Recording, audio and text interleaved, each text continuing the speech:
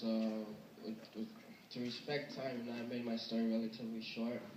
And today I'll be talking about my experience in Africa, and also my experience in transferring from a public school to a private school.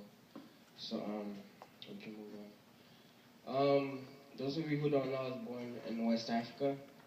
And if you look right here, this is Liberia, and right here is Ivory Coast, and right here is Ghana. These are the three places I grew up. Next slide. Right here is the borderline which splits Liberia and Ivory Coast. And because there was a civil war in Liberia, so my family, my mom was pregnant at that time, and the baby happened to be me, you know. So they left and came over here where I was born. So it's basically part of the Ivory Coast. And I was born in Bolaken. It's like a village located right on the borderline.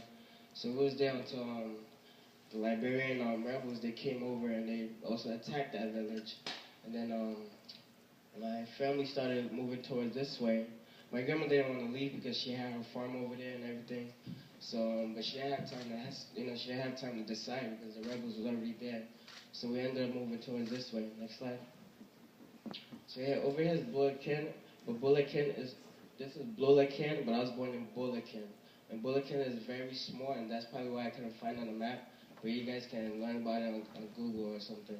And so yeah, I was right here, and my grandma snatched me. She basically took me and she grabbed her favorite clothing. They call it a lapa, and she tied me, and we started moving. She said the journey was like 2 days long before we got to next time. Before we got to tour, but this right here is just an example of how it would look. This would be me right here, my grandma, and the clothing right here.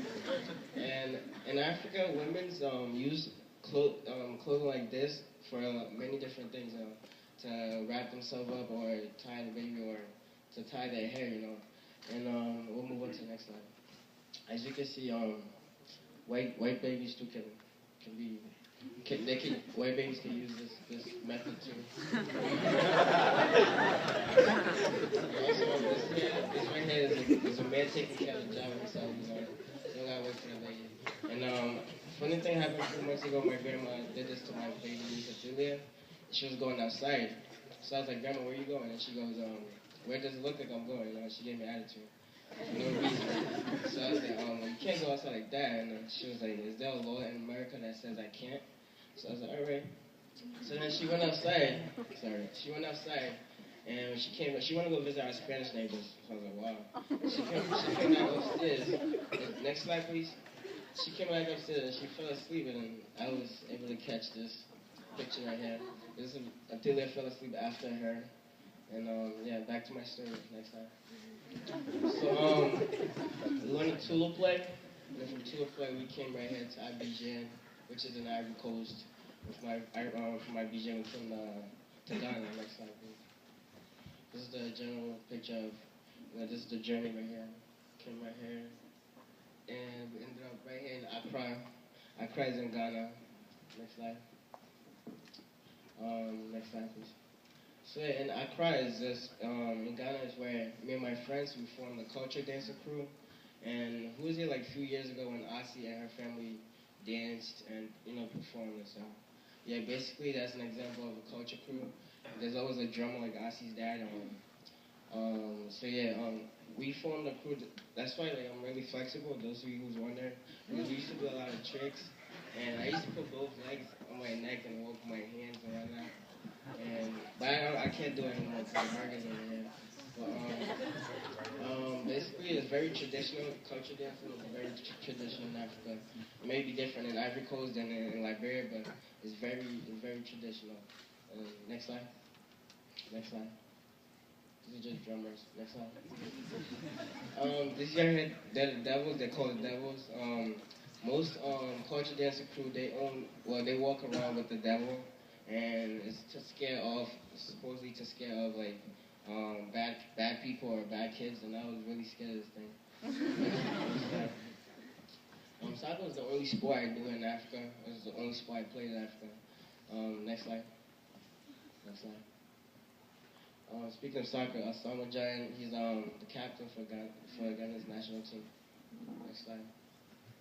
So we went back to Cote d'Ivoire, Ivory Coast. That's when I found out my favorite food is like cheke. That cheke is essentially this delicious meal with chopped up onions, tomatoes, and aloko. Those of you who are fluent in French, aloko means fried plantain, and there's fish in it too. So I don't like onions at all, but when you chop it up and then mix it with this ingredient, I'll testify to that it's the best. So yeah, this is my favorite food in Ivory Coast. Next slide. So in Ivory Coast, we went back to Tula play, because that's where my grandparents stayed. Next slide. And I put this picture there because this is a water well. I actually remember drawing water from a similar well to this one right here. So next slide, please. In Tula play, we own a lot of animals. We own a cow, sheep, goat, just name it. We own chickens, dogs, and we kept the dogs away from the chickens because they didn't get along. The dogs, we had two top dogs, and we'd go hunting with them. Like we usually caught deers because there's a lot of deers around. And we would sell the meat. That's our little business in Tula play. We usually sold the meat. So next slide. This one I kind of messed it up a little bit with the wording right here. But my grandma, this is a cool point. My grandma sent me to get something from my uncle, and there's a long path, but there's a shorter path. And I'm taking the short way, you know. And there's like a little tunnel right there. This chicken was sitting right there. It seemed really little at first because it was sitting down. So I was like, you know what, I own a cow, I own all these animals, I'm not scared of a chicken. So I threw rocks at it, I tried to scare it, I'm walking towards it. This thing got up and it looked at me funny and it kept walking slowly towards me as I was going towards it. So I knew it was about to go down, so.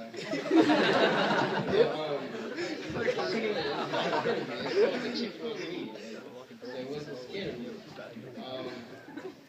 It came towards me, it got really big. Next slide, please. It got really big. This is just an example of me getting mad at these little boys right here. So it got really big when it was mad. It got mad at me. And it was too late for me to turn back. It was already in my face. So it attacked me, and obviously it won. It wasn't a fair fight then because I didn't know how big it was. I wouldn't have been. So yeah, the chicken won. You lose some, you win some. Next slide, please. That's a good experience, though. School play, we went to Danane. And in Danane, I heard rumors about a lot of people being kidnapped. And we also, experienced it twice. But I don't remember one time. Was when me and my brothers walking this narrow path, we're going to my uncle's house. And we're surrounded by bushes. But this is what happened. Like, for example, let's picture you and your brother walking, and he sees something suspicious, you know, something funny looking and hold on, sorry, hold on. So yeah, he sees something very suspicious, like unusual. And don't you expect him to tell you about it? Like, oh, this place is very sneaky. I don't like this place right here. Let's walk faster and go. But this is what my brother did as we're walking. He saw something I didn't see, and he got on his knees and he was tied. No, he was actually taking off his sandals. And I'm asking him, what are you doing? And he nods at me twice. Like I'm supposed to know what it meant. So I heard noises in the back, so I turned around and I saw this guy creeping out of the bushes. And I got this anxiety and I got so scared. But when I turned around, my brother's already 5 yards ahead of me. I got so scared and you never know how fast you are until you realize that life is on the line. So I got so scared and I ran so fast I lost my sandals. But I caught up with him. And I tried to snitch. I tried to tell my uncle that he left me behind, this and that. But he kept giving the excuse that he gave me the head. He gave me the nod. So, yeah, next slide, please. From Ghana, we went to Ghana. And then, next slide. I'll cry. Next slide, please. We came to the U.S. That's when we came to the U.S. from Ghana. Before we came, a lot of my friends told me how good the United States is. That is the best. It's like second heaven, you know. So I thought I was going to come here and see money growing on trees and whatnot. I had a high expectation. When we came here, it wasn't really what I expected. I used to like chilling with white kids. You know? I used to like chilling with white kids, you know. I admire white people in general. When I So until this white kid started calling me names, he called me. I don't know if I should say this word. I should.